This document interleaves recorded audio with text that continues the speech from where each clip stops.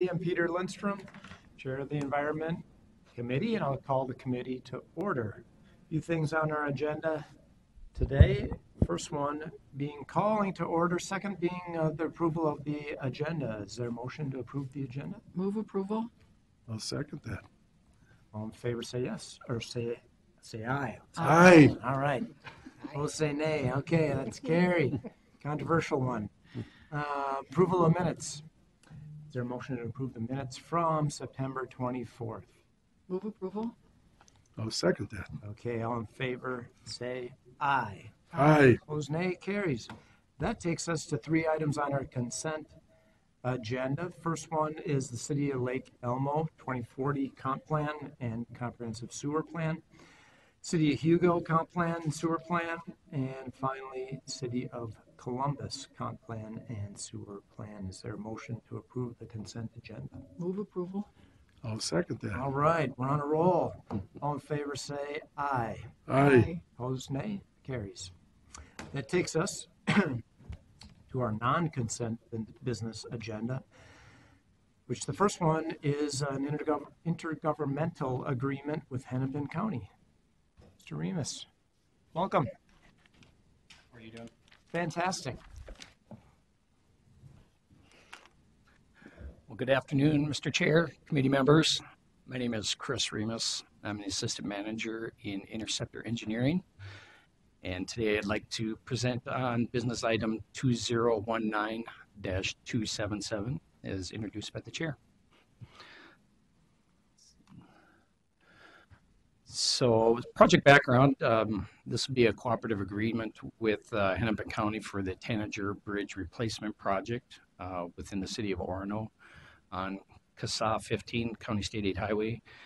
The bridge, which they identify as Tanager Bridge, is in poor condition, is currently load restricted, and larger trucks need to detour around said bridge, and enforcement of overweight vehicles is currently in place. Hennepin County is currently working on design plans to replace the bridge starting in 2020 and anticipating completion in 2021. The existing Met Council interceptor will need to be relocated as it's shown in the bottom right corner. The solid green line is the existing force main that is currently under the channel. In the dashed white rectangle is the new bridge location. So the proposed bridge is going to impact our active force main. So what is being proposed is the dashed green line, which would move facilities and structures further to the west to maintain conveyance of sewage. And this work would need to be done prior to the county commencing on their work. And that equates to about 1,200 lineal feet of pipe and several structures.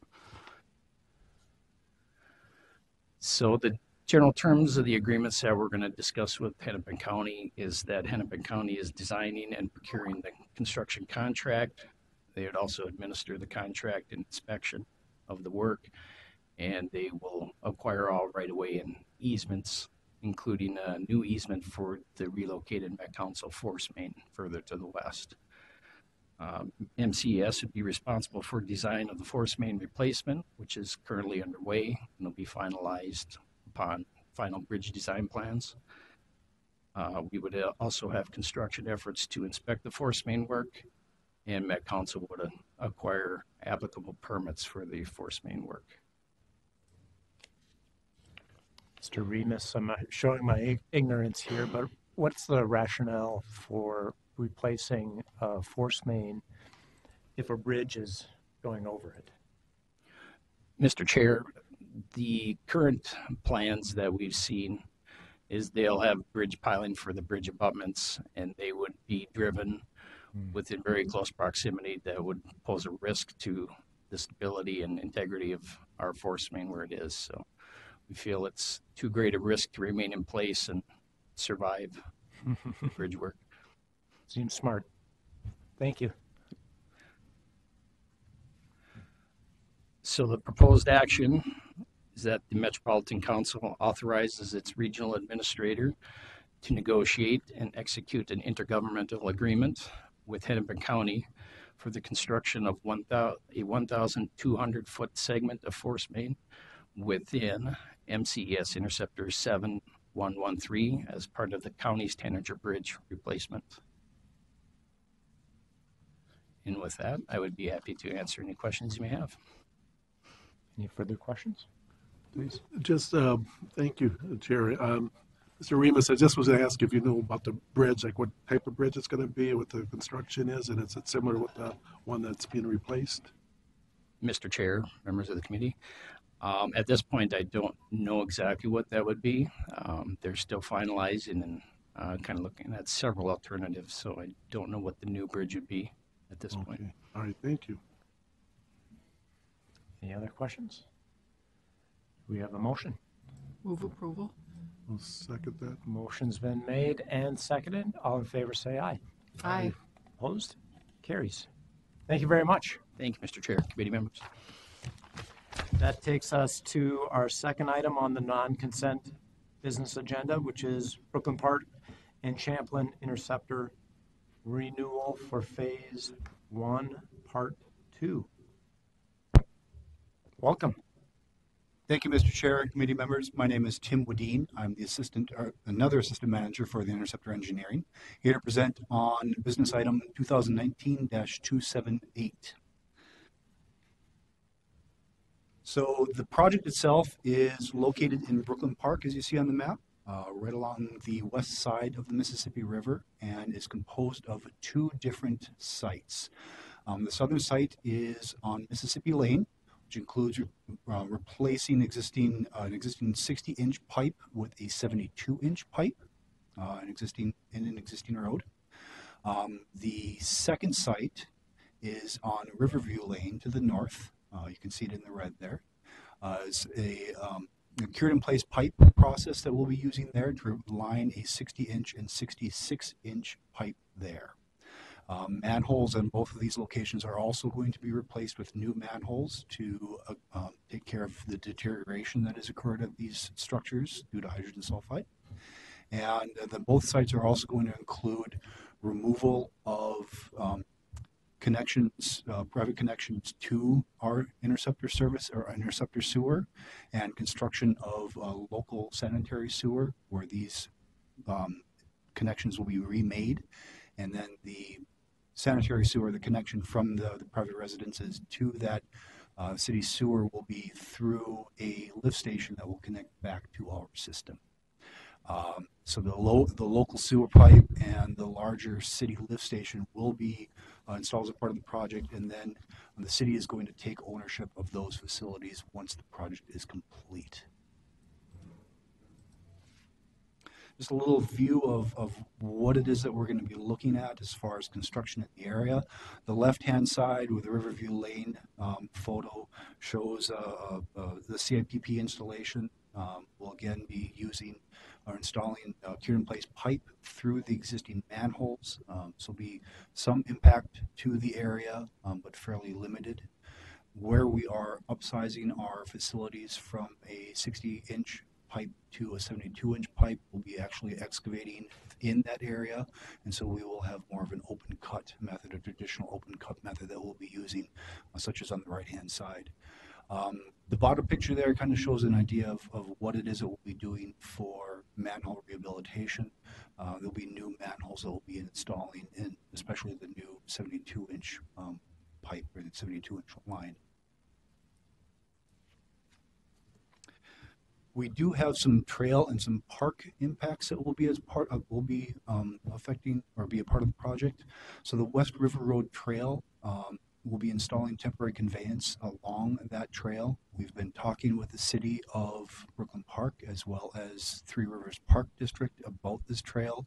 We'll be closing it for about 18 months. So we'll be installing the temporary conveyance along the surface there, and running that through the duration of the project. We'll also be using a portion of Jewel Park as a staging area on the north-hand side or the northern side of the facility. So will be a pumping station and some equipment that will be staged in that area. But the playground, the park building, and a lot of the parking lot is still going to remain open to the public. Our bids were received. The engineer's estimate was for $2,072,000.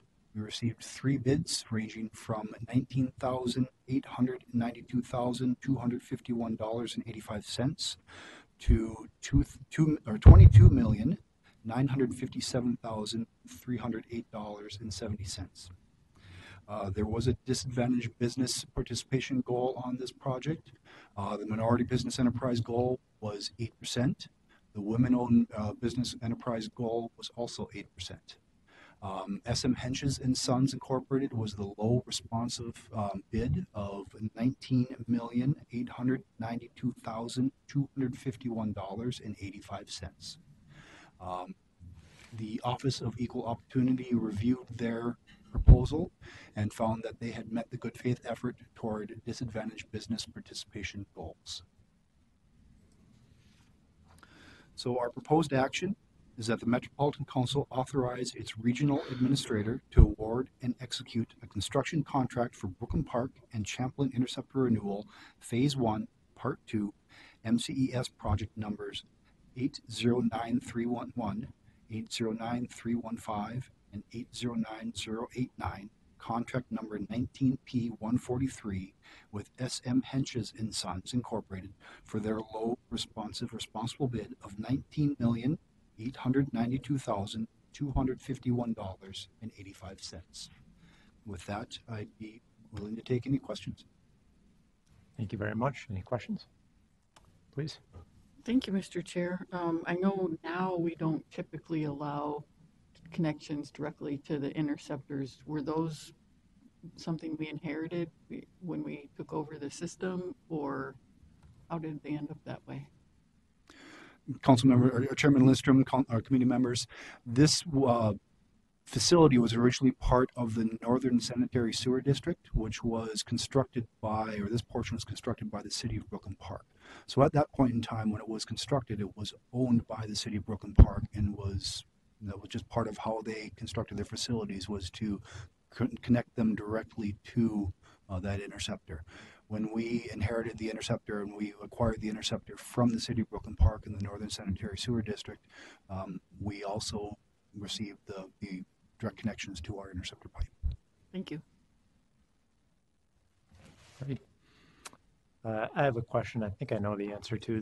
The goals for minority business enterprises, women business enterprises, 8%.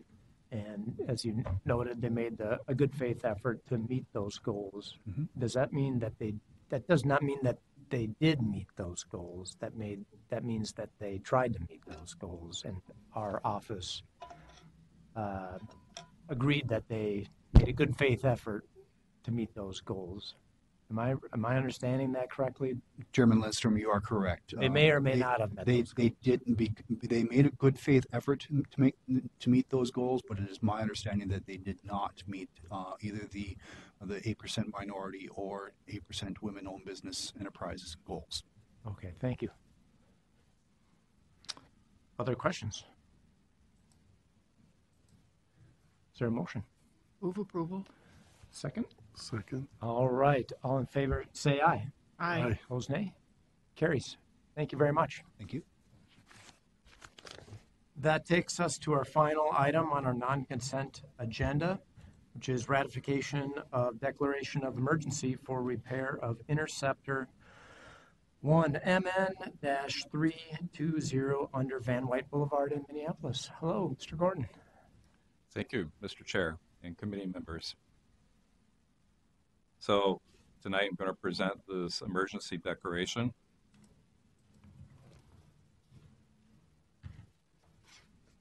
But first I want to take a quick review, like we did last time, of the emergency declaration process. When we have an emergency declaration, it's the process that we go through is to identify, investigate the infrastructure of the concern. Determination is made by carrying out a competitive bidding process as prescribed in the council's procurement policy would be unacceptable and delay commencement of work and to repair the facility.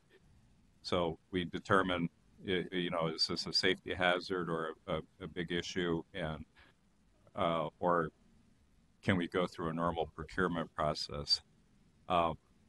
Emergency declaration document is prepared and signed by the General Manager of Environmental Services.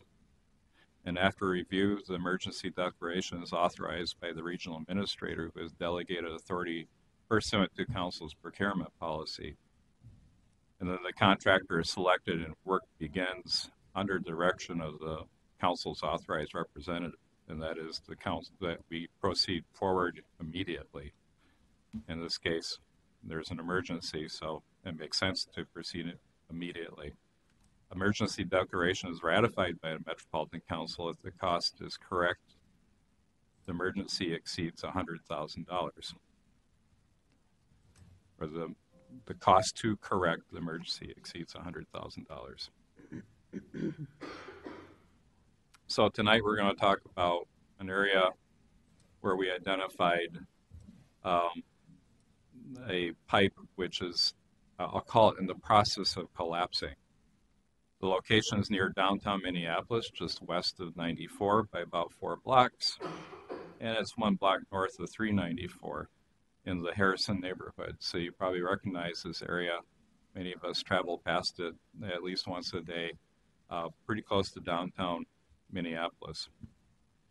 The pipe itself, 1MN320, is a 7-foot wide by 7-foot tall arch-shaped tunnel, and it was constructed of brick and this is the one that deserves oohs and ahs. It was constructed in 1894. Wow. Actually saw some pictures of the original construction of this pipe, and it was quite fascinating watching or seeing pictures of horses dredging out the trench.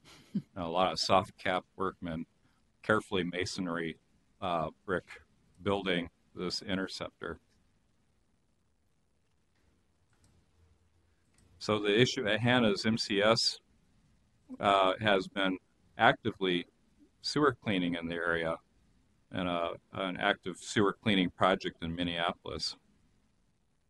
Much the east-west portion of this interceptor between Van Wyck Boulevard and DuPont has been noted in the past as being slightly deformed. It's heart-shaped, and for lack of visuals here, an arch-shaped tunnel, if it's heart-shaped, the crown has come down a little bit, so it starts to form a little bit of a shape of a crown. In August, the location was surveyed, and cleaning was noted to be difficult as they approached this area because there was so much debris in the pipe, and it couldn't be removed as the crews approached Van Wyck, so they were unsuccessful in cleaning out the pipe. So they went back and they re-inspected on October 1st and discovered that the crown had actually sunk. So the top of the pipe had actually moved in the duration they were working in the area. So between August 19th, where this first picture was taken on the left, and October 1st, you can see the very top of the brick layer, you can see actually more soil above is exposed. And it's not very much, but it's of course a large tunnel, and any movement at all would be some concern.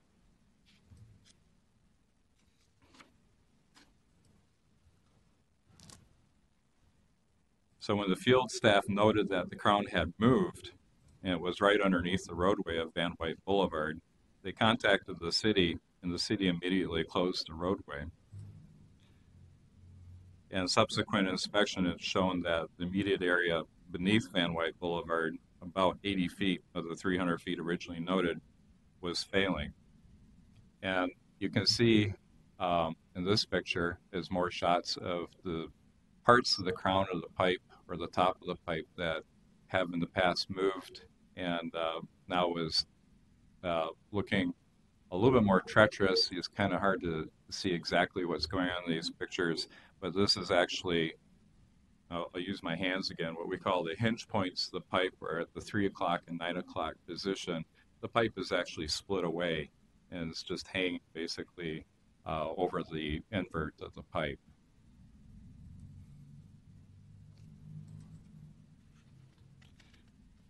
Also noted in the area, there's a lot of heavy debris. So they have about 40 inches of brick and sand and other material that's in the bottom of the pipe. So that's kind of significant. And they've tried to work their way through it, but like I said, they haven't been able to clean out this particular section, and now they feel that it's fairly dangerous to even work in it with the top of the pipe moving.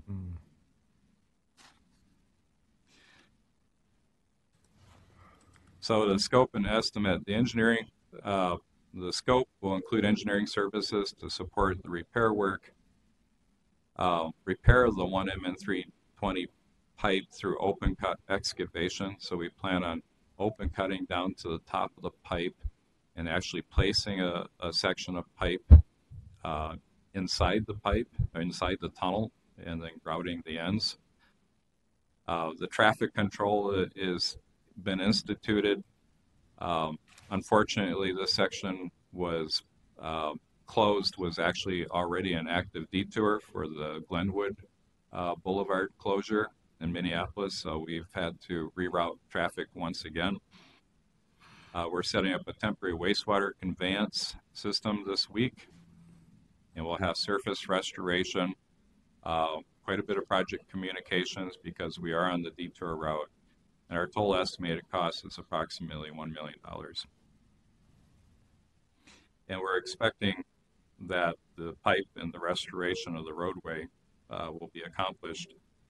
There might be some side boulevard work for restoration that will continue on, depending on how quickly winter advances on us. We might be finishing that work in the spring, but the actual reopening of the Van White Boulevard, we're hoping, will be between 4 to 6 weeks. So our proposed action tonight is that the Metropolitan Council ratify the justification for the declaration of emergency for repair of the interceptor 1MN320 under Van White Boulevard, Minneapolis, attached to the business item. And of course, the business item, the final page of it includes the emergency declaration. So with that, I'll be free to take any questions. Questions? Move approval? Motion's been made. I'll second that. Before we vote on that, I just have a question or two. The procurement process, the selection of a contractor when it's in an emergency, how is that made?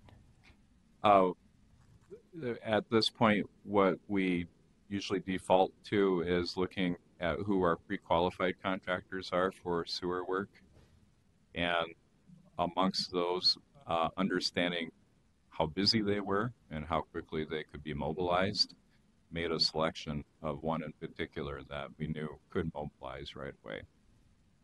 So it's pretty much just a verbal communication, a comparison of notes between the project managers to find out who's busy and who isn't busy. Yep. You get on the phone, you have a group of contractors you've probably worked with in the past that actually are pre-qualified. They go through some sort of pre-qualification process. And for 2019, we did have a list of pre-qualified contractors for open pipe work. Great. Very good. There's been a motion and a second. All in favor say aye. Aye. Opposed nay. Carries. Thank you. Thank you. And it's amazing to think about this project was done in 1894. And it will be great to think that in 120 years, 130 years, the work that's being done by all you folks today, someone will look back and say, this project was last done in 2019, you know? It'd be great to think like the quality of construction is as good today as it was in 1894 when they had horses and soft caps to do the job. Maybe even longer. Maybe even we can shoot for the stars. 130 years that's not long enough. We have a lot of better materials now than bricks and mortar. I'll hold you to that. All right, sounds good. That takes us to the information part of our agenda where we're going to hear more about industrial waste and pollution prevention. Thank you. Mr. Chair and committee members, I'd like to thank you for this opportunity to show you some of the details of our industrial waste and pollution prevention section. You might not be aware that there is a regulatory arm of Metropolitan Council when it comes to industrial discharges. And I wanted to let you know where that comes from and how we are going about regulating our industries that discharge to our system. Our requirements and our authority for regulating the discharges to our systems come originally from the Clean Water Act and from the National Pretreatment Program. That was, easy to see it here. That was passed into the Federal Register Part 403 back in 1972. The National Pretreatment Program includes categorical standards for different categories of industries so that each industry that has similar processes throughout the country has the same limits to meet. There's also general pretreatment regulations that all the industries will have to meet. This is a program that is delegated down through the states into the local pretreatment programs, to the local wastewater treatment plants. For us, we're in Region 5 of EPA, which is housed out of Chicago, Illinois. That's delegated to Minnesota through the Minnesota Pollution Control Agency, and they approved our program in 1982 for regulating our industries. Our program includes a set of waste discharge rules and a set of local limits that are technically derived that will protect the treatment plants so that we are not violating any of the water quality standards, effluent limits, or any controls that we have on our solids disposal.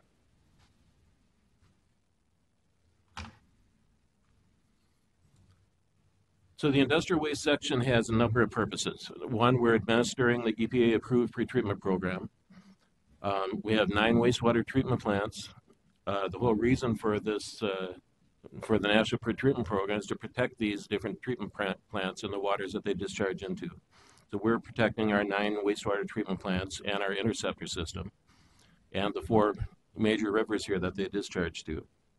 We're also protecting the health and safety of our workers at the treatment plants, our workers in the interceptors, but also the city workers that are in the city sewer lines, and of course the general public that have these lines go past their houses and under their feet on the streets. Of course, we're supporting the MCS mission, vision, and values. One of the most important things we do is provide a level playing field. We're generally environmental engineers, environmental scientists. We come at it from an environmental viewpoint, but we don't lose track of the fact that we are representing the Metropolitan Council, and it's not just the environmental health of the region that we have to protect, but the economic health as well. So we want to make sure that a company that wants to be a good environmental citizen of the region doesn't have to compete with a company that is bypassing the rules, so that they don't feel pressure to do that themselves.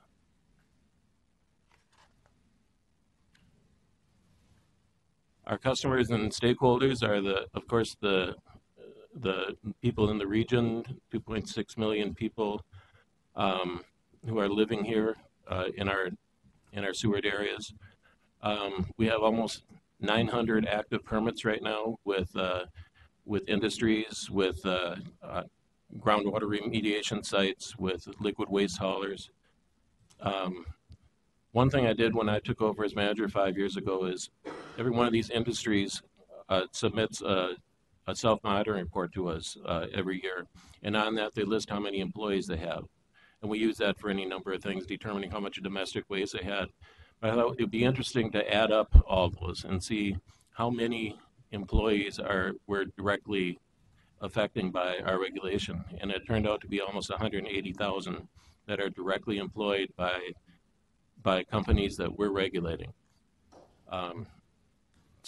It's a pretty awesome responsibility when you consider that. We have 226 industrial users that are considered significant industrial users. That is a designation that is defined by the EPA, by the U.S. EPA. And for those, they have special conditions, both for the company and for us. They have to have a spill control plan on file with us. They have to do a baseline monitor report. They have to report to us at least twice a year. For us, we need to, for the Met Council in the industrial waste section, we need to inspect them at least yearly. We need to monitor them at least yearly. Their permits can be no longer than 5 years in duration, and ours are 3 years in duration. Of course, we have 110 communities that are directly connected to our system. One thing I wanted to point out is that you may be aware that we just did a customer survey this last fall, and Environmental Services contacted all of our customers, the industrial customers, the communities that we serve, and the watershed districts. Among those, the industrial customers rated us as 88% approval. And that includes companies that we've taken enforcement actions against. And we're very proud of the fact that even the companies that we have issued notices of violation or taken advanced enforcement with, they understood the reasons for the enforcement. They found our employees to be very professional, very knowledgeable. They understood what they needed to do to get back into good graces and into compliance. And they had especially good things to say about us on the survey. Mr. Chair, Please. before you go away from that, Sure. The groundwater discharge permit, what kind of process is that? Back in 1988, we were asked by the PCA to start accepting contaminated groundwater into our system.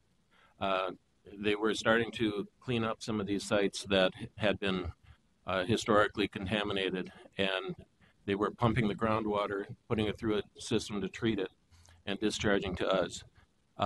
We traditionally had not been accepting groundwater because we considered it a clean water source. So we passed the contaminated groundwater and leachate program back then with special requirements on most of those would be volatile organics, benzene, ethylene, toluene. A lot of them were from gas stations that had leaking underground storage tanks. Some were from industrial sites. So what those are is they operate generally continuously for a period of however long it takes for the groundwater to be clean. It could be 5 years, it could be 25 years. And they treat it and discharge to us. They report quarterly. Instead of paying upfront SAC sewer availability charge to us, they pay a temporary capacity charge because they're using our capacity, but they don't need it forever. So they've been steady customers of ours since 1988. Okay, thank you. And when you say they, who's they again? The responsible parties are normally the property owners on that. There are some where the PCA has taken over as the responsible party. Generally, it is the property owner, or sometimes it can be a previous property owner if they've been found to be responsible for that. Thank you. The way that we control these discharges is we issue permits to them. Our most common permit is the standard discharge permit, and those go out to manufacturing industries that have some sort of a continuous discharge that's coming to us. Those are all of a 3-year duration permit. You can see it. We have yearly permit fees for that. The permit fees we get from all of our permittees pay for all of our direct program costs for the industrial waste section. We've been ramping that up until it got to that point, and I think we've just reached that point. So we're not having the large increases in the permit fees like we've had for the last several years. These companies all have to report to us either annually, semi-annually, or quarterly. The reports include a requirement for them to do sampling of their own wastewater. They would hire a consultant in a lab to come in and sample their wastewater, and the permit will include a list of which contaminants they have to include in their analysis. It also has some special conditions in there as far as reporting spills, conditions about how they have to reapply for the permit, pay any of the invoices that they get from us. A lot of those will also have strength charges. If they are discharging a waste that's stronger than the normal domestic waste, both in chemical oxygen demand and total suspended solids, it costs us more to treat it. So the industries are charged a surcharge for those higher strength wastes based on their sample results.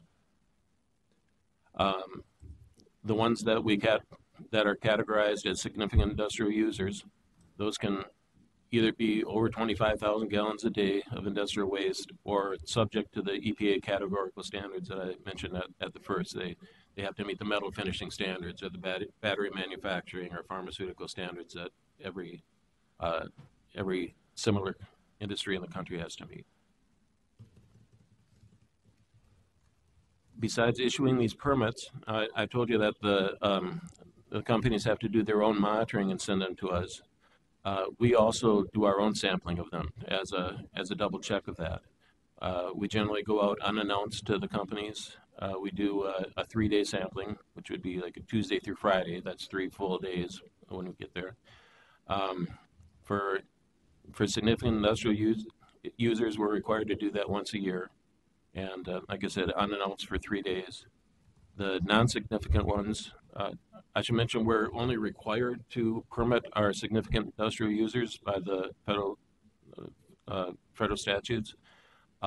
We choose to permit more than that for a couple of reasons. Some can have an impact on our system as far as metals or corrosion or plugging of the sewers.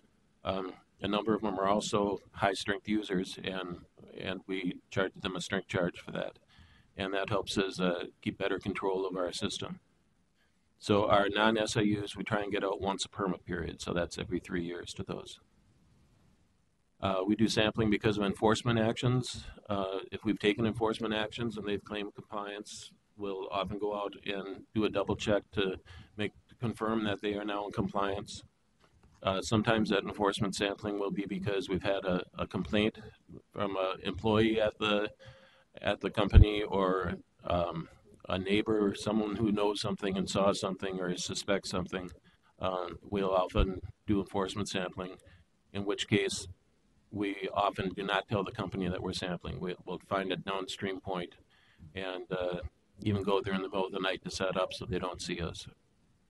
So we've had a number of those in the past. We do special sampling in the collection system or at the treatment plants if any problems have arisen. We do sampling in response to spills, and we also have liquid waste receiving facilities where people truck in waste to us, and we do random sampling at that. Have we noted any difference between the samples that are sent to us and the ones where we collect them unannounced in terms of compliance? Yes, we do. I wouldn't say we always do, but there are definitely cases where we do, and sometimes it's intentional on a part of a company. We come out there and catch them unannounced, and they're running a process they normally wouldn't run when we're out there. Oftentimes it's unintentional. Sometimes they aren't sampling properly as far as their permit was set up, and we'll find out that they weren't compositing their samples right. They weren't stirring it like they were supposed to or something, and so our results will be different. So then we have to go out there, inspect the company, work through their procedures and our procedures, and find out, is this something where we suspect that they're changing the processes because we're there, or are they doing something wrong in their sampling? And we address that at that time. Thank you. We also have the general discharge permits.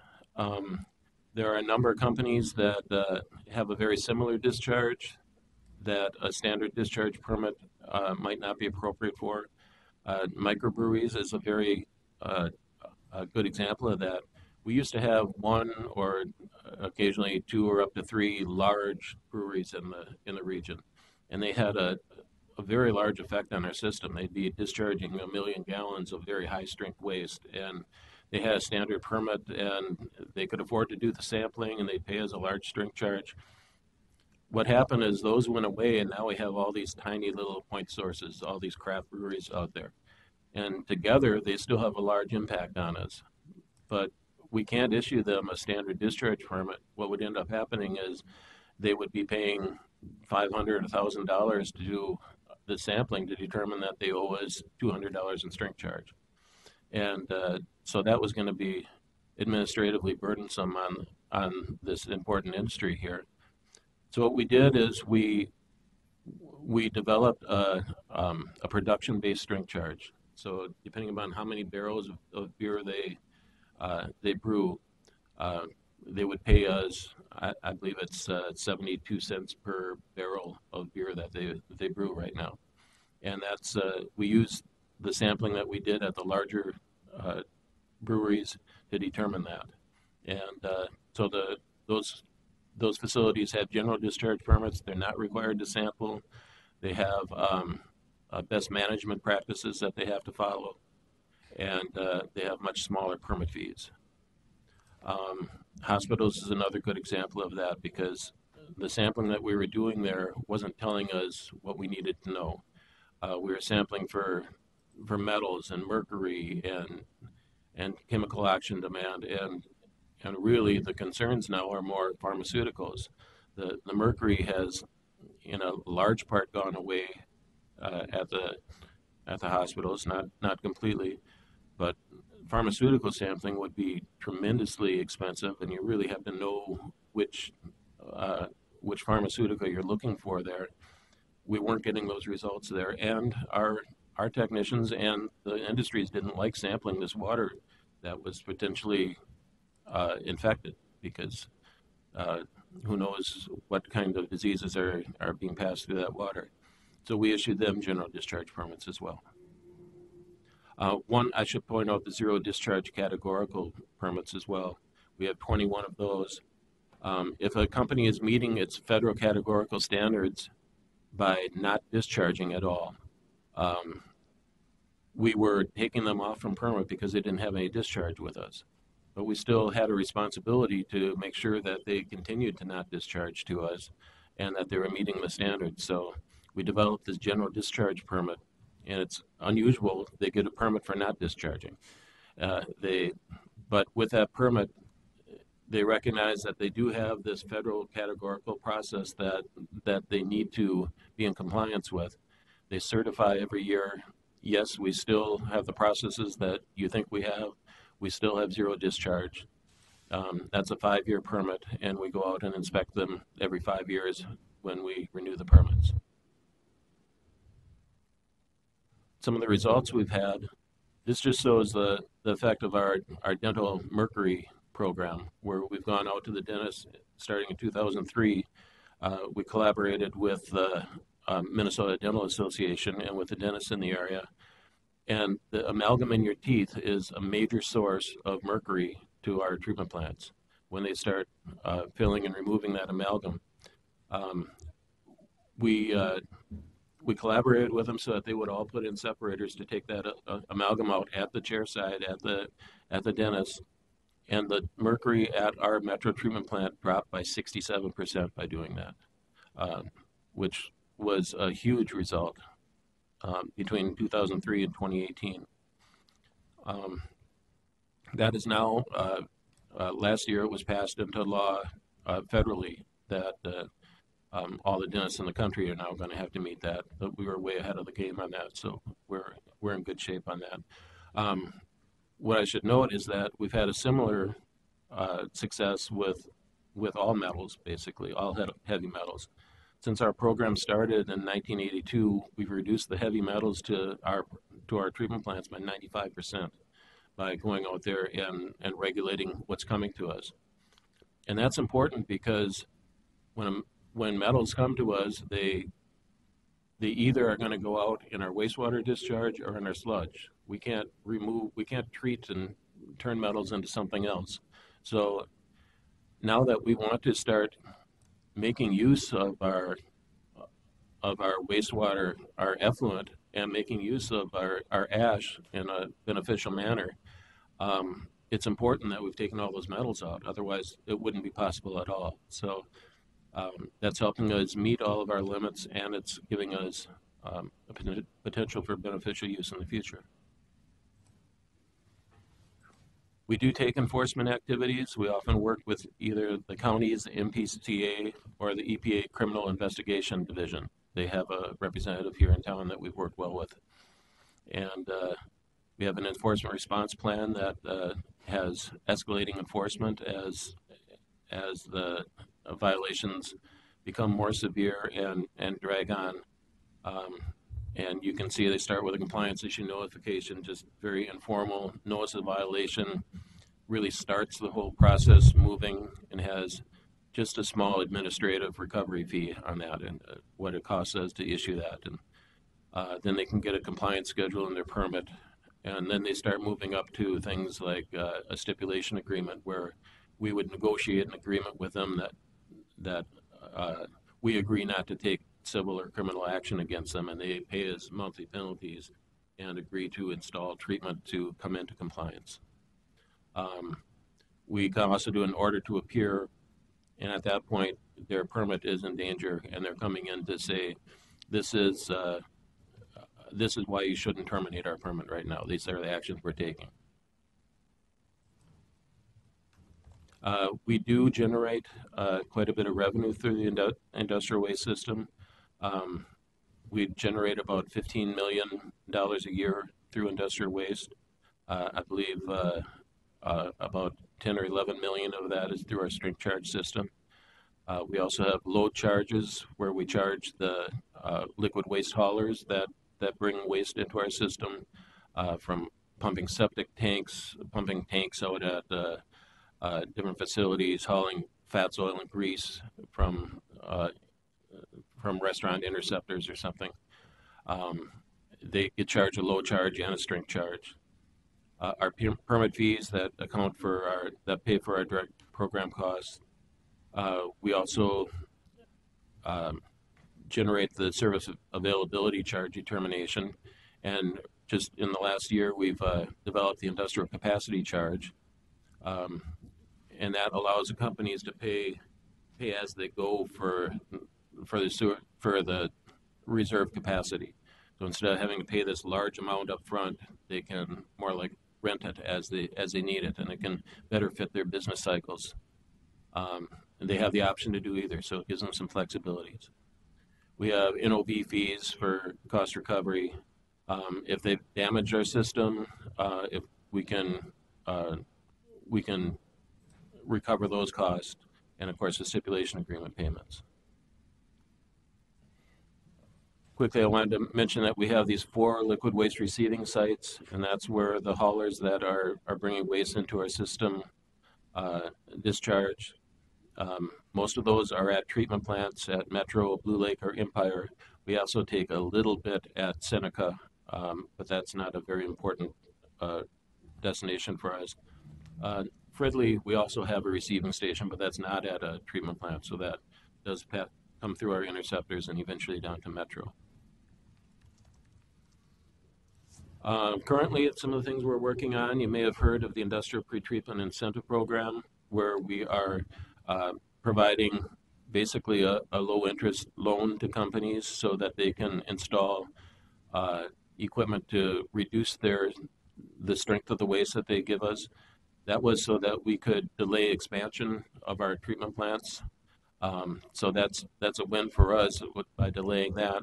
For the company, they end up reducing their strength charges by a tremendous amount, or eliminating them. Some of them are paying us over $1 million a year in strength charges. The industrial SAC and ICC, that just went live this year. I just mentioned that. The microbrewery general permits, those are expanding all the time as new ones are coming online. We have an online reporting system for the self-reports that the companies have to turn into us. And we were the first ones and the first city in the nation that had an electronic reporting system for these types of reports. EPA had some very strict requirements for what you had to do to accept those, and we were the first ones to meet that, and that's been a big benefit to both our customers, and now we're starting to see the results for us as far as making our program run easier. We recently acquired the Rogers wastewater treatment plant, and there are a couple of industries out there that we're permitting. We're looking at chloride and our acceptance policy for that. A lot of the issues that we're dealing with now are with plugging of our interceptors or damages to the interceptors that could be happening from the companies. And with that, we're not only trying to stop the discharges, but doing a lot of cost recovery for cleaning those interceptors. And we do our local limit study every 5 years to determine what the limits are to discharge to our system, depending upon what we can discharge to the rivers and our sludge. And that is due again in September of 2021. And with that, I would welcome any questions you may have. I didn't see ethanol on that list. Are we still accepting items from ethanol plants?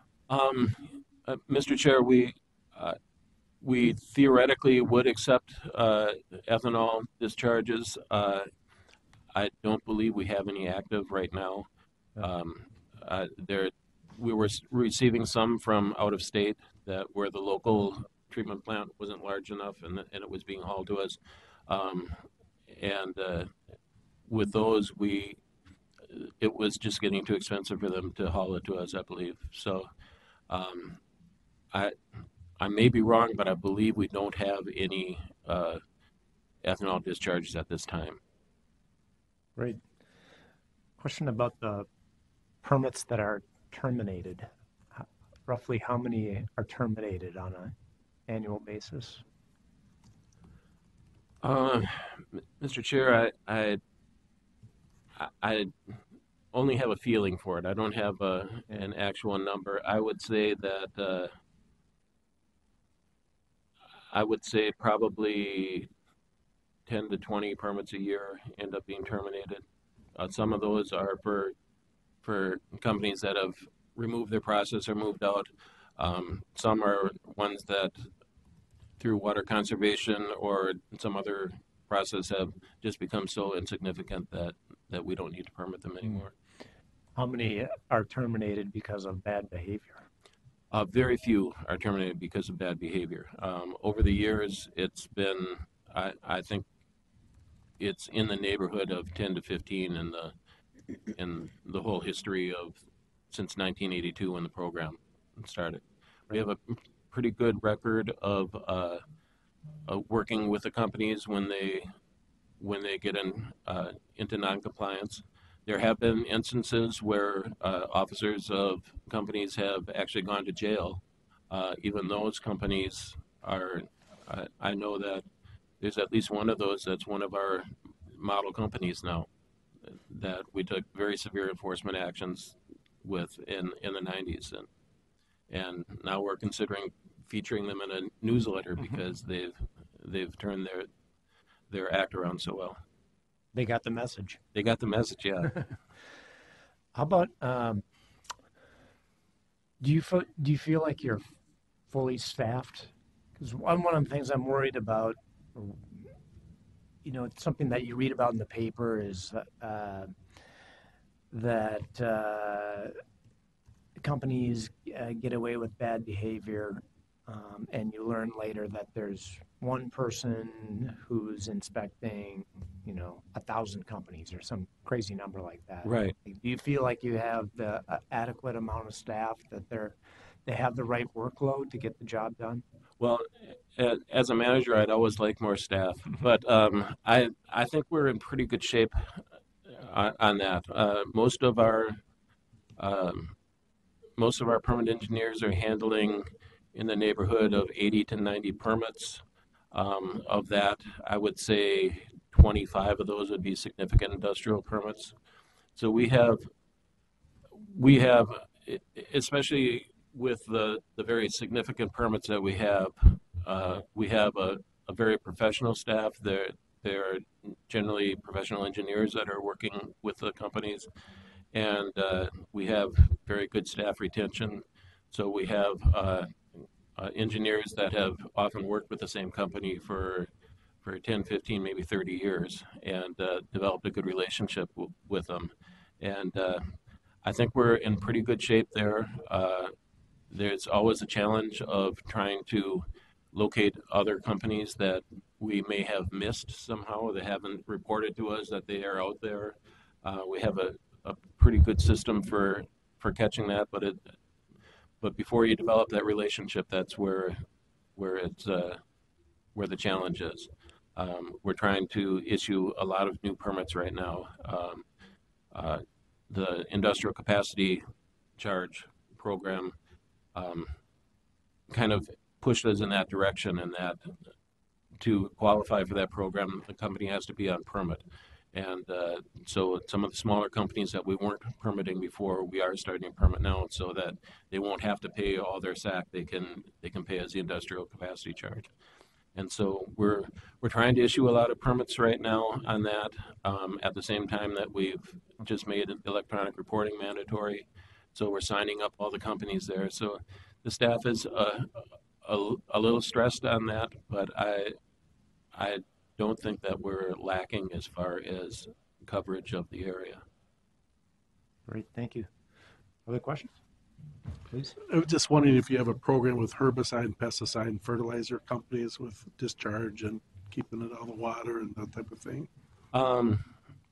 Yes, Mr. Chair and council members, the pesticides is a federal category. So pesticide manufacturing, they have to meet a specific limit for. Pesticide formulating, actually packaging and formulating, is a zero discharge category.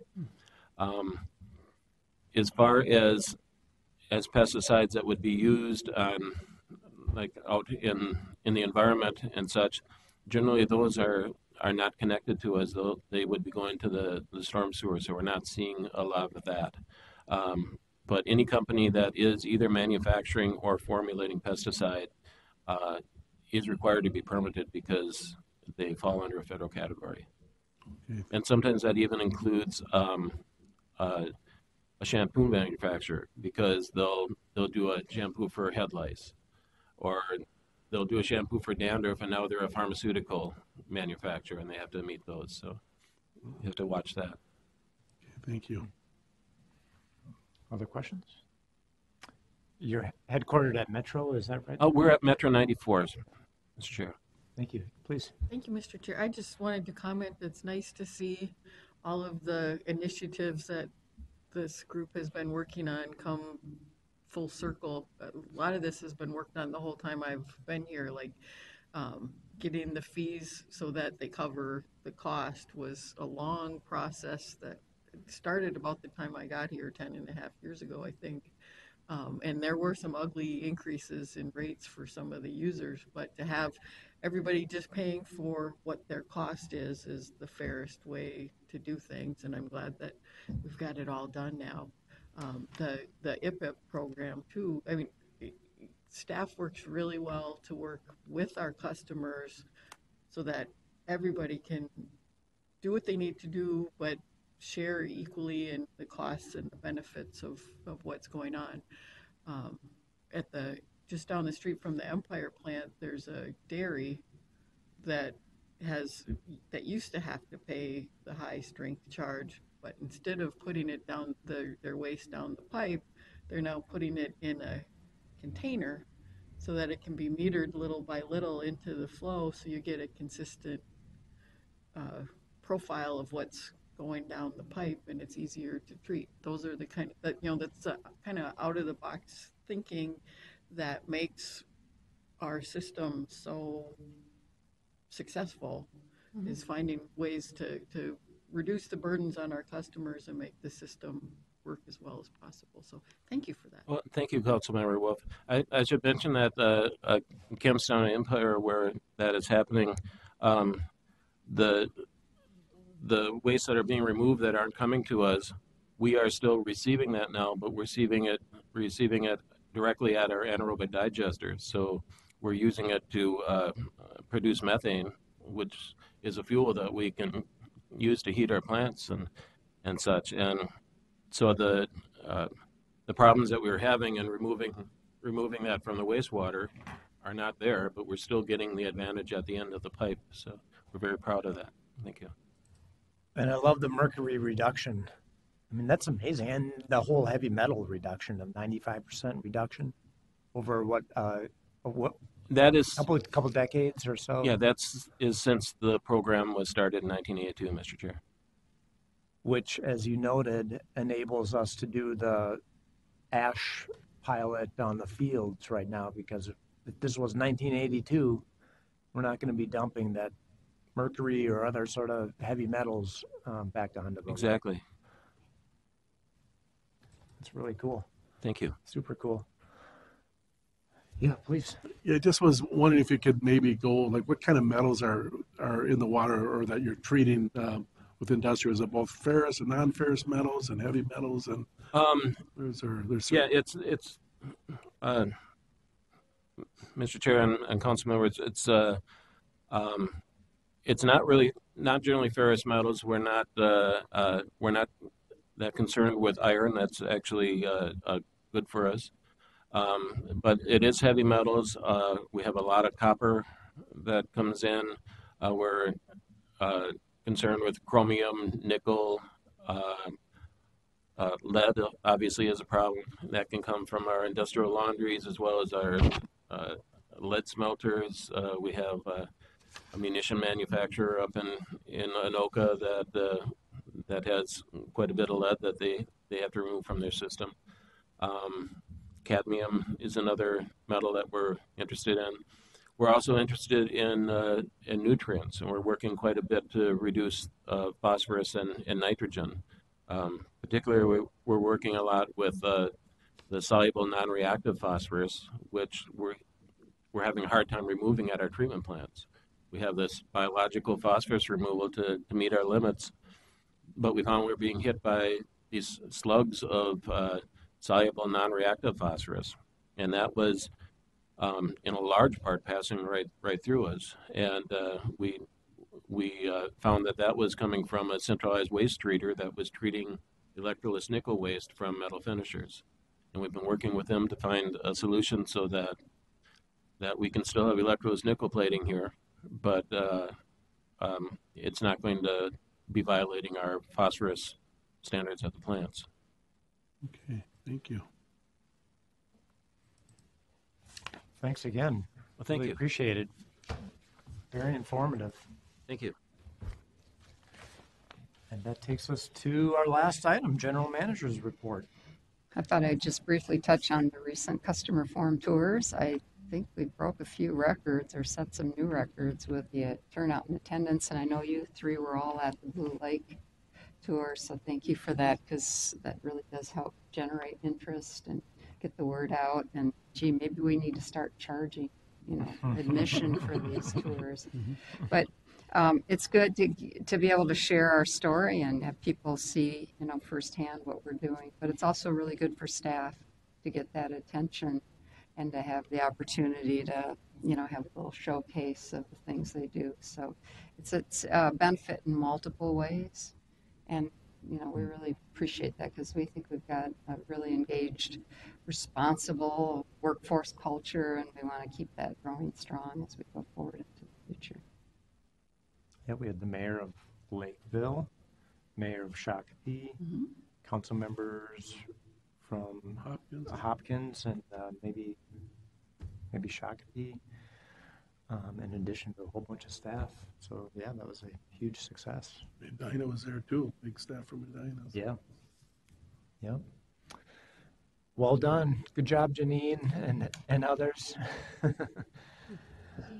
The whole team. Yeah, exactly.